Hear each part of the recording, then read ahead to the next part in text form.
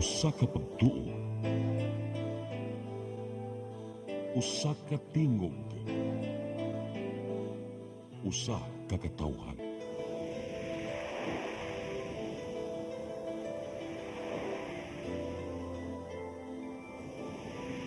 Cebu Catholic Television Network.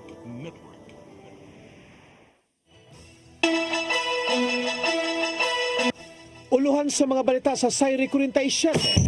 Pope Francis namatay karong adlaw sa edad nga 88 anyos. Bukal John Ismael Borgoña ni atras sa iyang kandidatura pagka-board member sa Cebu 3rd District. Barko nasangad sa Bohol, tanang 506 ka mga pasahero naluwas. Chinese national nga nalambigit sa robbery extortion na siko. Sugbo, Kabisayan ug Mindanao, Pilipinas ug katawhan kutos maabot sa tong Sibya sa tibuok kalibutan mayong hapon. Live kita karon sa CCTN Channel 47 ug kini ang tulumanon sa nag-unang kasayuran nga angay natong masayran. Sa nga ni Attorney Danica Caballes, ako si Dennis Tabar ug kini ang Sayri 47.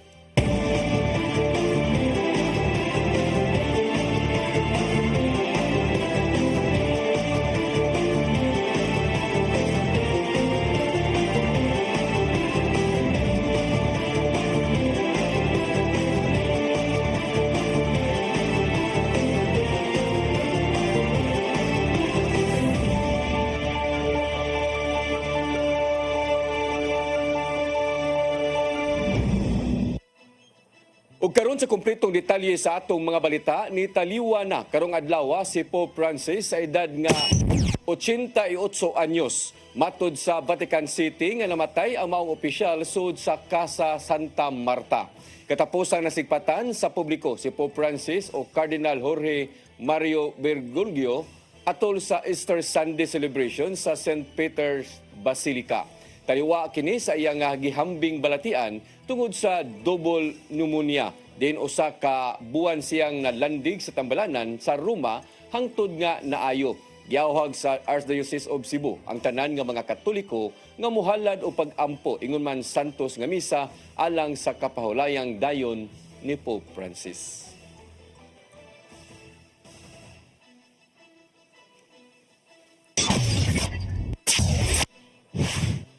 Arsobispo sa Sugbo Jose Palma niaghat sa mga Katoliko nga ipatunhay ang pagbag-o sa kaugalingon. Dungan usab niini ang panalangin ni Pope Francis nga mauunta ang kalinaw sa kalibutan karong nabanhaw na si Hesukristo. Ang kasayuran ihatod ni Gian Navarro. Giaghat ni Cebu Archbishop Jose Palma ang katawhan nga ablihan ng kasing-kasing alang na sa pagbag-o ning panahon sa Easter sa simbang Romano Katoliko. Sa iyahang Easter Sunday video message, giulagway ni Palma nga ang pagkabanhaw ni Kristo mao ang higayon aron kalimtan ang mga nang-agi og isaad nga ipatigbabaw kanunay ang kaayo nga sa uban. Gipasabot usab sa arsobispo nga mao kini ang panahon nga gipakita ang pagkamadaugon ni Kristo gikan sa kasakit ug kamatayon aron lang maluwas ang katawhan. Mong gipainomduman niya ang matag Katoliko nga ang gugma sa Dios walay kinutuban. Mong ang palapdan ng pagtuo alang sa pagtuman sa iyang mga saad. Ang Pasko sa pagkabanhaw, nagpahinumdum ka nato nga nabuntog na sa Dios ang sala ug kamatayon pinaagi sa sakripisyo ni Jesus sa krus. Ang unang sala sa pagkamasupilon sa atong unang mga ginikanan nga mikaon sa bunga sa gidili nga kahoy, gibakwi ni Jesus diha sa pagkamasinugtanon sa paghalad sa iyang kaugalingon dito sa kahoy sa krus. Gipakuluan sa Di Palma ang pagsugat sa kabanhawan ni Kristo natong Domingo sa pagkabanhaw ug gisalmutan kini sa mga nanimba sa Cebu Metropolitan Cathedral. Dungan kini sinimong pasalig nga karong Jubilee Year of Hope, di gyud magpakyas ang paglaom gikan sa kaytas-an. Dito sa Vatican City, gilauman og gipanalanginan ni Pope Francis ang kalinaw sa tibuok kalibutan. Sentro sa iyang Urbi et Orbi, Confirm City and to the World message ang nimong gidangatan sa Gaza ug Ukraine nga nagkagubot. Gipanghinaot sa Santo Papa nga mahunong na among kagubot og pagpabuhi na dayon sa mga hostages. Duga pa niya nga kinahanglang magpinasaylo ay ang usag-usa aron makabot ang giampon niyang kalinaw alang sa tanan. Nakahigayon sa pagpadangat sa mensahe ang 88 anyos kay Santo Papa bisad pa man og kasamtangang nagpaayo gikan sa sakit nga double pneumonia. Niyan ang panahon na usab nakasalmot si Pope Francis sa mga kalihukan sa St. Peter's Basilica. Taliwa sa tambag gikan sa mga doktor nga magpahuway gyud og kalikayan ang bagang duot sa tao. Apan sa iyang presensya, dala niya ang mensahe ngadto sa katawhan nga mao ang pagpinasaylo ay aron makabangon ang tanan gikan sa niya gumang kalisdanan. Gian Navarro, CCTN News. Gihulagway sa PRO7 nga hapsay og malinaw ang pag-obserbar sa Holy Week karong tuiga. So kanya itong Lunes Santo hangtod na kagahapon adlaw Easter Sunday. Way natalang dako nga krimen ang PRO7 taliwa kini sa libuan ka mga tao nga nagdasok sa simbahan, pilgrimage ug mga site ug mga pampublikong dapit matag adlaw tungod sa relihiyosong kalihukan. Usa sa gihimong lakang sa PRO7 aron kalikayan ang krimen mo ang pagbutang og mga PNP personnel og mga simbahan, processional route, terminal, pantalan o tourist destinations. Gi-activate usab ang mga Police Assistance Help Desk sa barangay peacekeeping units aron pag-assess ug pag-monitor sa mga lokal nga kalihukan. Hinghusgan usab nila ang police visibility ug ang regional response capacity. Ilabi na gayud ang Cebu City, ingon man ang Cebu Province ug ang Tagbilaran.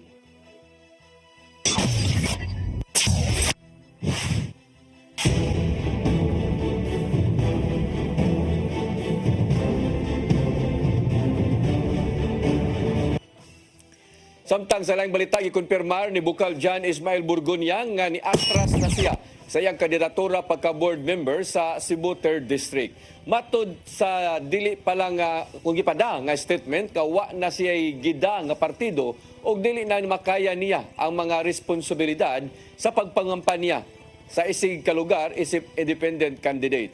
Sumapa sa suwat gikan sa Law Department sa Commission on Elections nga giduso ni Burgonya ang iyang withdrawal ni atong Marso 13 o gidawat kini human sa 4 ka adlaw. Pasabot usab nga bisan pa man o pag-atras sa kandidatura, dili gihapon mapapas ang panga ni Burgonya sa mga naimprinta na nga baluta. Ikonsidera na kini nga stray votes o adunay mubutar kaniya karong adlaw sa eleksyon. Ginawa man hinuon sa Comelec Cebu nga mauyunan ang maong withdrawal tungod kay personal kining giduso ni Burgonya. Tungod nila sa pag-file, katungod sa nila sa pag-withdraw. Na sila maka-withdraw sila until noon of election day. So regardless of unsa ilahang kuan, unsa ilang rason, basta mo withdraw sila, either personal or sa ilang partido or whatever, dawaton na sa Comelec. Kampo ni Gobernador Gwendolyn Garcia miduso og reklamo sa National Bureau of Investigation 7 batok sa duha ka mga Facebook users. Gihimakak sa maong opisyal ang mga pamasangil kalabot sa giingong extortion ug uban pa. Ang kasayuran ihatod ni Gian Navarro.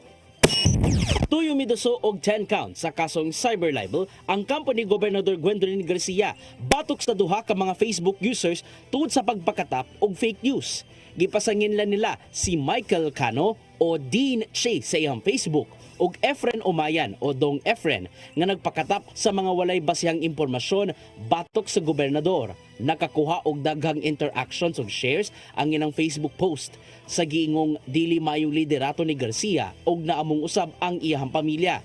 Gitumbok sa mong post ang gingong unexplained wealth sa pamilyang Garcia, pagpangurap, extortion ug daghan pa. Matod sa lead personal counsel ni Garcia nga si Attorney Alex Avisado Jr. nga walay gipakitang lig-ong ebidensya aron barugan ang ilang gipangkatap nga disinformation sa social media. Giulagway nila nga ninghinubra na ang gibuhat sa duha ka mga social media users o gidamay nila ang halos tibok pamilyang Garcia. Pero itong ganito, you accuse the governor, extortion, 10 billion pesos. Talaga, may ebidensya kayo. Kasi wala kayong ebidensya. Lahat yon were regular. Alam ni Attorney Jong yan. He was on top of everything from the investigation up to the coordination with all local government agencies na involved dito sa issuance ng cease and desist order. In fact, may case na involved dyan. Dismiss nga yung case na final against Governor Guen. Giduso nila among reklamo ng karong adlaw sa National Bureau of Investigation 7. Pinaagi sa forensic investigation both sayran sa kampo nilang Gracia kung aduna bay nagpaluyo sa mga post gikan nilang Kano ug Umayan. Ilabi na nga nagkaduol na ang adlaw sa eleksyon karong Mayo 12. Usa lang ang nimong pahimangno ni Attorney Avisado ngadto sa mga social media users. Check ninyo, mag-fact check kayo. Huwag kayong mag-share ng mga public posts na hindi naman ninyo na-validate, hindi nyo na-verify. Because by sharing, you are equally liable for violation ng cybercrime law. Cyber libel yan. Ginagwahisab sa kampo ni Garcia nga sample pa lang among mga kaso ug padayon ang ilang paggukod ngadto sa ubang nagpakatap og fake news. Speak for his son because his son is a legitimate businessman. You know that. And he's an adult. Isa naman anak. And duha ka airplane siyang anak. Yes, and tama. And pag mag-accuse ka, dapat may ebidensya ka. Para maging responsible at credible yung accusations mo. Para hindi maging libelous. Sa latest post ni Dean Chase karong adlaw, halos gikataw-an og gipagagamay lang niya ang reklamong giduso sa mga abogado ni Garcia. Kay alang niya, igo lang nga nagpakisayod ang mga kritiko sa gobernador bahin sa iyahang liderato. Gian Navarro, CCTN News. Mga buhatan sa gobyerno o pribadong sektor nga naa sa syudad sa Mandawi gyauhag nga magdaginot sa pagkonsumo og tubig ingon man kuryente. Sa usa ka resolusyon giingon nga tungod sa nagkagabi nga kainit sa panahon, posibleng mapektuhan ang supply sa mao nga resources. Ang kasayuran ihatod ni Mary Rose Sagrino.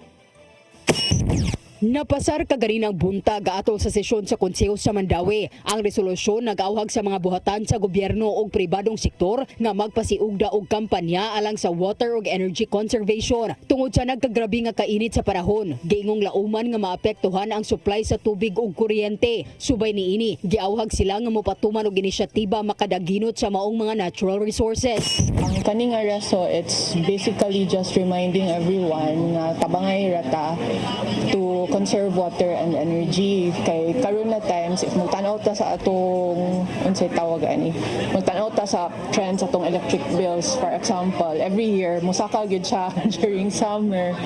So, marag, and considering it's a consumable resource, marag, we need to help each other. Ang resolusyon nga gipangamahan ni Konsehal Editha Flores Cabahog pinasubay sa 1987 Constitution nga nag-ingon nga responsibilidad sa gobyerno ang husto nga pagdumala sa natural resources. Ang Department of Energy niawhag usab sa pagdaginot sa tubig ug kuryente aron mamintinar ang supply sa tibuok nasod. Giawhag sa resolusyon ang mga departamento sa kagamahanan sa dakbayan, mga buhatan sa barangay, pampublikong tunghaan ug pribadong negosyo sa pagtuman niini. Giawhag usab ang mga institusyon sa pagpahigayon og regular nga pagmintinar ug paggamit sa solar lights kung mahimo.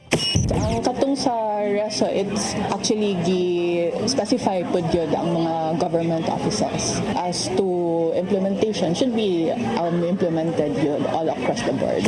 Nakipusab sa panawagan ang mga residente. Sila giawhag nga paghuna ang suga ug ubang kagamitan kung dili gamiton, pag-ayo ug pagsusi sa posibleng leak sa gripo o tubo ug pagbisbis sa tanom sa buntag ug hapon aron kalikayan ang gilayon nga pag-ugas sa yuta. Mary Rose Sagarino, CCTN News. Mosunod, barko nasangad sa Bohol, tanang 506 ka mga pasahero na luwas. Kana og daghan pa mga balita sa pagbalik sa Sayri 47.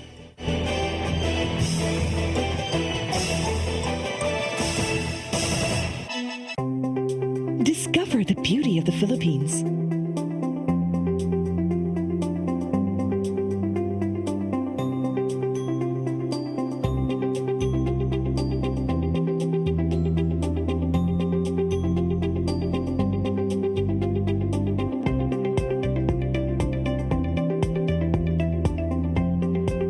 With Philippine Airlines, the country's flag carrier.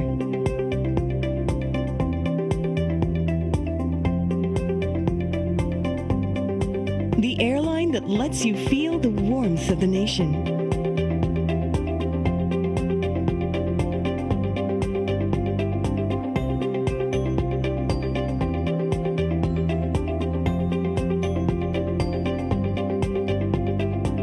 Mabuhay!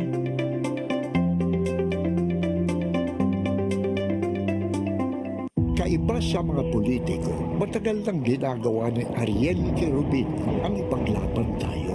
Kahit sariling buhay inaalay. Ngayon, iba ang laban. Pero tuloy ang misyon ni Ariel Querubin, ang ipaglaban tayo. Kung medalya ang sukatan at hindi pera, si Ariel Querubin ang ating bayani na karapat dapat sa Senado. Pag may Ariel Querubin sa Senado, may bayani tayo sigurado.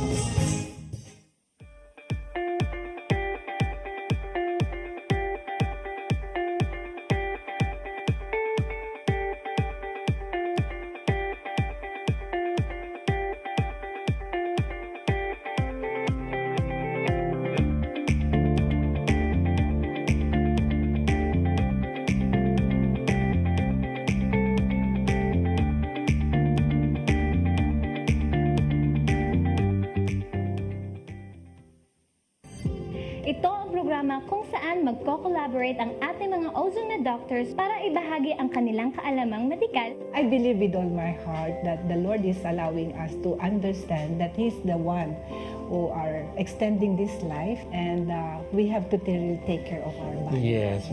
Matag episode, among ipaambit ninyo ang mga healing testimonies. Every day, pag-gising ko, iisip ko kung ilang taon na lang yung itatagal ko, yung ganun.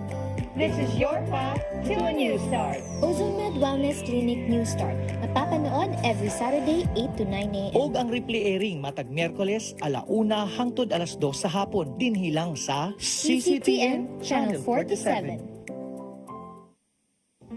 I am the God that healeth thee. I am the Lord, your healer. I sent my word and healed your disease. I am the Lord,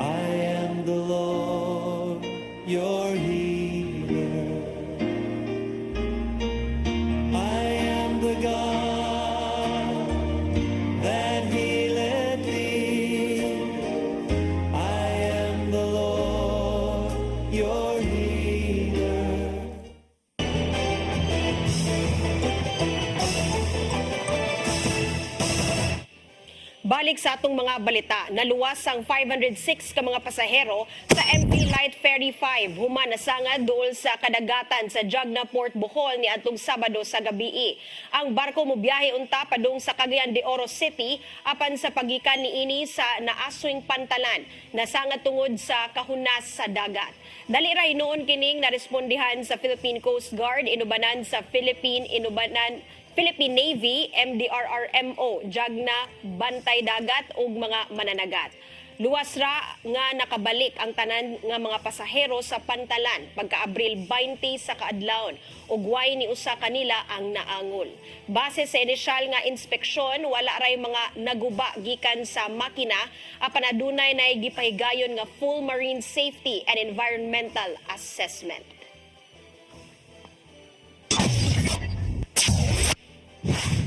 Kapin 21,000 na ka mga tinunan tibuok Central Visayas ang nangundang sa pag-eskwela niadtong school year 2023 to 2024. Matod sa report sa Department of Education 7, nihunong ang kapin 21,000 ka mga tinunan gikan elementary hangtod senior high school tungod sa kakuwang sa interes sa pagtungha og problema sa pamilya. Nagagikan sa junior high school ang kadaghanan sa mga nangundang sa pagtungha. Kalisod sa pamuyo o pagpanginabuhi ang usa sa mga nag-unang rason nga nung wala sila nakapadayon sa pag-eskwela. Sa nahimong pagsubay sa 20 ka mga schools division, natala sa Cebu Province ang labing daghang dropouts nga niabot og kapin 6,000. Sa laing bahin, 286 usab ka mga estudyante ang namatay ni anang panahona apan wala sila malakip sa ihap sa mga dropouts. DepEd Lapu-Lapu City Division mipasalig nga matagamtaman sa mga magtutudlo ang 30 days uninterrupted vacation. Taliwa kini sa mga school-related activities nga gipahigayon bisa na humana ang nilabay nga school year. Ang kasayuran hatod ni Crystal Joy Pelerca. Niadtong Abril 16, nagsugod na ang 30 days uninterrupted vacation sa mga magtutudlo subay sa DepEd order. Apan bisan og nahumana ang klase sa school year 2024-2025, aduna pay mga school-related activities nga gipahigayon sa dakbayan sa Lapu-Lapu, sama na lang sa Eskrima Festival and Competition karon og ugmang adlaw. Og tungod kay mga tinunan sa nagkadayang mga tunghaan sa Lapu-Lapu ang nisalmot niini, anausab ang presensya sa pipila ka mga magtutudlo. Gipasabot ni Dr. Ronald Ferrer, ang Assistant Schools Division Superintendent sa DepEd Lapu-Lapu City Division, nga ipasalig nilang matagamtaman sa mga magtutudlo ang usa ka buwan nga uninterrupted vacation. O galing di malikayan nga masamok ang bakasyon, adunay paghahimuon nga kasabutan ang mong magtutudlo ug ang iyang school head. They will be having an arrangement with their school head as to when they should enjoy their 30 days or straight vacation. But if there are interruptions, it will be arranged with the school head so that they can enjoy the 30 days yapon. So, hindi ko alam siya sa mga days, ilikay lang siya. Samtang makadawat usab og leave credits ang mga magtutudlo nga mo serbisyo sa eleksyon karong Mayo 12 ug service credit ang madawat sa mga non-teaching personnel. Crystal Joy Pelerca, CCTN News. Task Force nga mobantay sa mga mang-agi diya sa Bayadak sa South Road Properties giumol sa Cebu Government. Kini ang nahimong lakang human sa insidente sa pagpamato sa mga sakyanan nga mang-agi diha sa maong karsada. Ang kasayuran ihatod ni Gian Navarro. Nahimong sumsuman sa internet sa milabay lang nga semana ang pagpamato sa mga batanon ngadto sa mga nang-aging sakyanan sa viaduct sa South Road Properties sa Dakbayan sa Sugbo. Nisangpot kini sa hilabihang kabalakas sa mga nakakita, ingon man sa ubang mga nakaagi sa maong dalan tungod sa posibilidad nga makasugat og mga aksidente. Isip tubag, umulon sa Cebu City Government ang task force nga mobantay ngadto sa mga nang-agi sa SRP o gipaubos sa subsubgov monitoring. Matod ni Probe Head Raquel Arce nga kauban nila ang pipila ka mga hingtong ng departamento sa City Government, Bantay Dagat ug Coast Guard. Gikasabutan nila uban ang mga barangay officials nga pambadlongon kadto mga batanon nga mukatkat gikan sa dagat paingon sa ibabaw sa karsada. Sukad sa ilang monitoring nato na kalabay nga weekend, gikumpirmar ni Arce nga doon silang gisita mga batanon nga nangatkat gikan sa dagat. gitunol hinon sila ngadto sa barangay human sa ilang pag-rescue. Actually, wala na siya na hisguti kay wala man gyud ni angkon nga sila tong namato. Ang ila raman nga naligo ra sila kuan nga na wa man gyud tayo na kuan na nasakpan in the act. But ang atuang sa kini nato ron nga pagpahigayon aning enforcement ani, it's not on that pamato. Ang atoa is ang ilahang presensya dila nga naa sila sa bridge, which is dili gyud siya allowed. Bantayan usab sa Bantay Dagat ug Coast Guard katumangan ng langoy samtang ang DSWS mo'y matiman sa mga minors nga ilang ma-rescue. Mao nga dunay pahimangno si Arce sa ubang mga ginikanan nga magpasagad lang sa ilang mga menor de edad nga anak sa pagpadayon sa maong kalihukan. Yung disiplina sa inyuhang mga anak, then ang pagpasangat sa kaso batok sa ninyo sa inyuhang pagpabaya sa inyuhang responsibilidad ngadto sa mga bata. Apil usab silang bantayan ang mga sakyan ng mga agi sa maong viaduct sa SRP. Maong gihangyo usab ni Arce ang publiko nga tabangan usab sila sa pagbantay aron dili na masubli pa ang maong insidente. Mo sa day ako ang hangyo sa mga motorista. Take ko anda yon haron ato aday na kay dili ra man na maoy among trabaho. Sa ako nang giingon ni add up lang ni siya sa ato ang mandate sa ato ang trabaho. Gian Navarro, CCTN News. Gisugdan karong adlaw ang duha ka adlaw nga Eskrima Festival and Tournament sa Dakbayan sa Lapu-Lapu. Kini na mao'y ikaduhang tuig sa pagpaygayon sa maong kalihukan. Ang kasayran ni hatod ni Crystal Joy Felerca. Kapin 800 ka mga eskrimador gikan sa napo ka district sa Dakbayan sa Lapu-Lapu ang nagparehistro aron mosalmot sa duha ka adlaw nga Lapu-Lapu Eskrima Festival and Tournament 2025 nga gisugdan karong adlaw og gipahigayon sa Hoops Dome. Kini mo'y kaduhang tuig sa pagpahigayon sa mong kalihukan sa pagpakigalayon sa DepEd Lapu-Lapu City Division ngadto sa LGU Lapu-Lapu. Karong unang adlaw ipahigayon ang mga tournament samtang ugmang adlaw ipahigayon na usab ang Eskrima Cultural Showdown. Matod ni Jonel Pipito, ang head coach sa Lapu-Lapu City Arnis de Abanico, nga niadtong nilabay nga tuig gipahigayon kini sa buwan sa Hulyo. Apan sugod karong tuiga, ipahigayon na kini matag buwan sa Abril subay sa kadaugan sa Mactan. Karon atong gisibog sa ka-April tungod kay sakto og tugma kayo ang atong celebration sa kadaugan sa Mactan. Atong idungan ang Lapu-Lapu Eskrima Festival. So this is a celebration of culture, this is also a celebration of our history.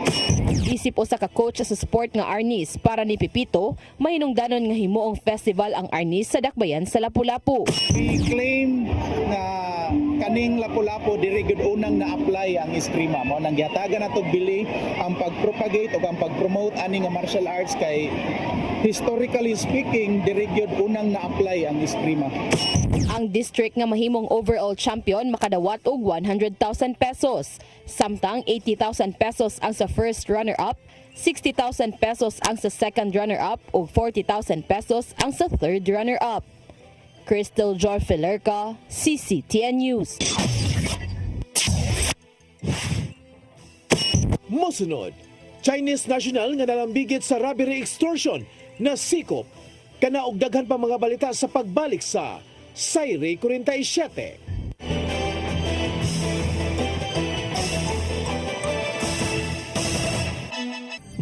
Ito ang programa kung saan magko-collaborate ang ating mga ozone na doctors para ibahagi ang kanilang kaalamang medikal. I believe with all my heart that the Lord is allowing us to understand that He's the one who are extending this life and we have to really take care of our body. Yes. Matag episode, among ipaambit ninyo ang mga healing testimonies. Everyday pagising mo, iisip ko kung ilang taon na lang yung itatagal ko, yung ganun. This is your path to a new start. Ozone Med Wellness Clinic New Start. Napapanood every Saturday 8 to 9 a.m. Og ang replay airing matag Miyerkules 1:00 hangtod 2:00 sa hapon dinhilang sa CCTN Channel 47.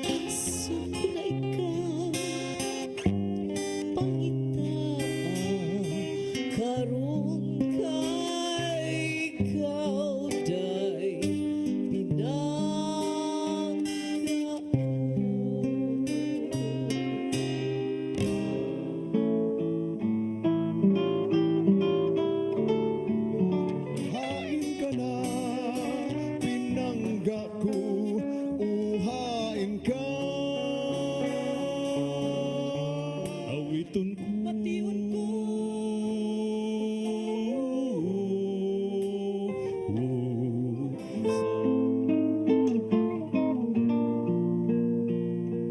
Dihay Pinay namin yo og hapon. Hapon nga tigulang og hubakon. Sugot siya kay iya lang hok-hokon. Og iya lang oto-otoon. Ay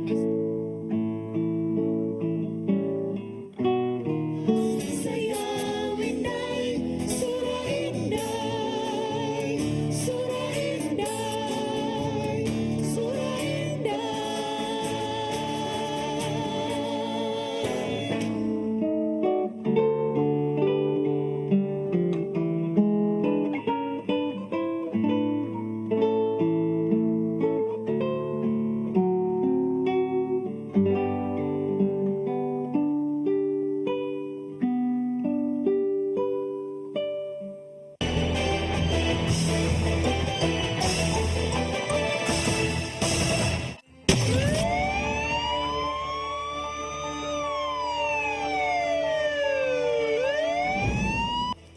Balik sa ato mga balita sa ka-Chinese national nasikop sa kapulisan sa syudad sa Mandawi. Human malambigit sa robbery extortion. Ang suspek gayngong nihulga sa biktima nga dunay kaso nga ipasaka bato kaniya og nangayo kini og 200,000 ka pesos. Ang kasayuran ihatod ni Mary Rose Sagarino. Nasikop sa kapulisan sa Mandawi ang 37 anyos nga lalaki nga Chinese national sa usa ka entrapment operation niadtong Sabado sa Barangay Tipolo tungod sa giingong pagpangilkil ngadto usab sa usa ka Chinese national. Ang 55 anyos nga biktima nga Chinese nangayo og tabang sa Mandawi City Police Office human gipangayuan og 200,000 pesos sa sospek. Ang reklamante mitugaan sa kapulisan nga ang sospek mitawag kaniya ni hulga nga mangayo sa kwarta aron dili masikop ubos sa usa ka pending nga warrant. Tungod sa pagtuo nga walay kaso nga napasaka bato kaniya, ang reklamante nangayo og tabang sa MCPO Police Station 2. Matud ni Police Lieutenant Colonel Mercy Villaro, ang tigpamaba sa Mandawi City Police Office nga walay record nga bisan unsang reklamo batok sa biktima. Agi pa make believe niya nga naa kuno ni siya kaso. So mao na ang iharasad pod na pagtuo kabalo si victim nga wala siya kaso pero mura bag basin sad pod unya ba nga naay laing nga case gani nga gipasangil sa iya so mauto nga sa iyahan ng kakuyaw sa iyahan na sad pod nga kahasol na kuan man jud siya mauto nga ni kuan jud siya sa ato ang Matud ni Villaro nga sa inisyal nga pagpakigsusi, walay nakitang criminal record sa Pilipinas ang sospek. Gisusi pa karon kung aduna pay mga mupatimaw nga biktima batok sa sospek. Ang sospek og biktima kasamtangang nagpuyo sa syudad sa Lapu-Lapu apan nagsabot nga magkita sa Mandawi ni adtong Sabado. ang kining victim naa siya iyahang business and kining ato ang suspect wala ni siya trabaho. Pero ang nakuha na nako ang ilahang panaghigala ay ilang panag-ila na mga usa na katuig ang ilang panag-ila nila sa usa-usa. But according to the victim, dili sila inana ka-close. Pagalayo na ang kapulisan sa Chinese Embassy kabahin sa maong insidente og pagpakigsayod sa background sa suspect og biktima ngadto sa ilang nasud. Ang suspect gipasakaan na og kaso nga robbery extortion ngadto sa piskalya. Mary Rose Sagarino, CCTN News. Gisusi sa Cebu City Fire Office kung unsa man ang inungdan sa dakong sunog nga niulbo ni atong Biyernes Santo sa sitio Living Water, Barangay Basak, Pardo, Syudad sa Sugbo. Milanat ngadto sa dulan 2 ka oras ang pagkumbate sa mga bumbero aron lang mapaong ang kayo nga nagsugod gikan sa balay nilang Froilan, Pakala. Niog daw kini og 40 ka mga balay diin 1.2 million pesos ang gibiling danyos. Giatiman na sa barangay ug sa Cebu City Government ang dili mumino sa 63 ka mga pamilya aron matagan sila og hinabang. Nanawagan si Kapitan Dave Tumulak sa mga dunay malumong kasing-kasing nga tabangan usab ang mga nasunugan gikan sa pagkaon, sinina hangtod na sa mga gamit sa balay.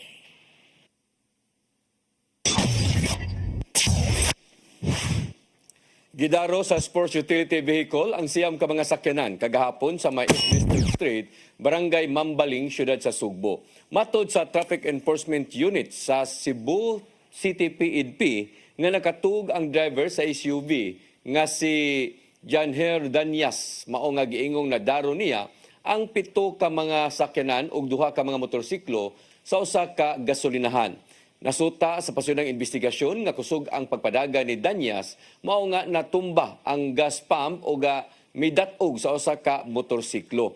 Naangol usab ang usa ka babae nga natug duol sa pumping station human siya malagpot tungod sa kakusog sa impact. Misaad hinuon ang nakabangga nga iyang bayran ang gibiling danyo sa mga sakyanan nga iyang nadasmagan.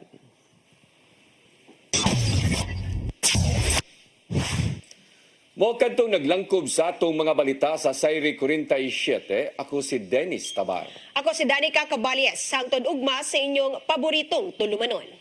Sayri 47.